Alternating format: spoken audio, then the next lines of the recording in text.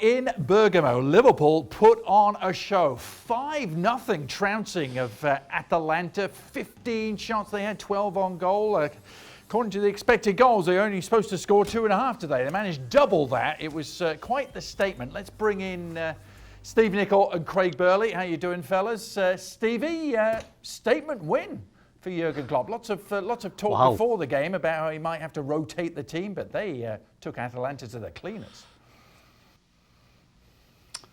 Well, I think they don't play City till Sunday, so I think that's why he didn't really rotate that much. He didn't play Firmino, and basically that was about it. Everybody else is probably considered a first teamer now, including Curtis Jones. But this absolutely was.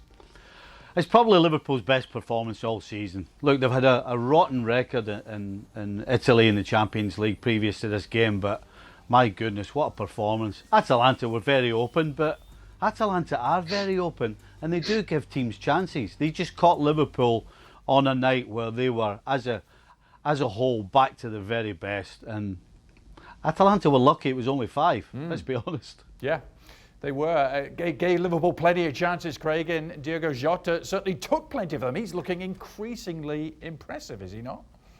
Well, Stevie said it could have been more than 5. It probably should have been. But maybe you should take the expected goals to Gasperini and say, look, at 2.53, it wasn't actually that bad. You know what I mean? Because they should only have scored 2.5 goals. I mean, it's just quite incredible. They were absolutely taken apart. What we had here is Liverpool, as Stevie said, best, most efficient, most dynamic performance of the season in terms of their passing, against a team who were awful defensively. And when you put the two of those together, it can become a giant mess. But no, the way they passed it around, the way they took it from left to the middle and then out to the right and then came back again or went back to the goalkeeper, they were patient, they quickened up when they had to. And we talked about it about a week ago, that what Diogo Jota has done, he has thrown a cat amongst the pigeons in terms of this front three that has been super for Liverpool, but with Firmino's form at the moment isn't quite operating as it has done.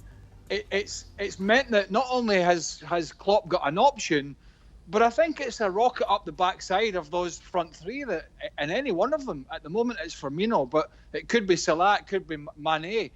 If you're not playing well, you're not going to be in the team. And you know, yes, he gave Firmino a rest. It's not so much a physical rest, but probably just give him a rest from his form and let him have a little bit of a recharge. But I wouldn't be surprised if that was the front three at the weekend against City, because Jota's movement and his finishing is incredible. Yeah, Stevie, Jota now has 7 goals for Liverpool, which catches the eye because it's one more than Roberto Firmino has managed in all of 2020. Well, this is the dilemma that Klopp has. Now, yes, Jota's come in and scored a lot of goals. Does Klopp get carried away with the amount of goals that Jota's scoring, or is he still more interested in what Firmino, without the goals, still brings to Liverpool? And it is getting very close now. Listen, as a coach, it's all about goals. And so Jota has to be that far off starting before Firmino. However, I don't think he's there yet. It is an incredible burst of goals, but I still think Klopp trusts Firmino, and I still think Klopp will go because of the way he knits everything together. But listen, if anybody deserves it, Jota deserves to start, but I don't think he will, not at the weekend. Craig, it's easy to forget, isn't it? Atalanta were a couple of minutes away from making the semi-final of this competition last year. Obviously, the trendy team in Europe, in Italy. Is there just a thought, a suggestion that they've been figured out a little bit now? No, I think most people have already figured out what they do, and they leave themselves open. But when you listen, if you lose 2 goals from your own corner kick by 2 balls straight up the middle of the park with no defensive shape, then that's just basics, right? That's schoolboy stuff, right? So you don't have to figure that out. It's there for you to see when you win the ball back. Punt it up the middle. Oh, they've got nobody back. That's just crazy. In the first half, they were leaving themselves open. almost man for man. Liverpool clearly done their homework and tried to expose the wider centre-backs of the three down the side. And that's what they did. They played those little balls down the side of the centre-backs and they used their pace. So they just exposed their defensive weaknesses. And on top of that, Liverpool picked almost every ball up in the middle of the park. So they did the hard graft. They picked all the scraps up, any loose balls.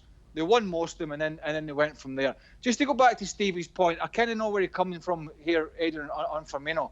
And I do think Klopp totally trusts Firmino.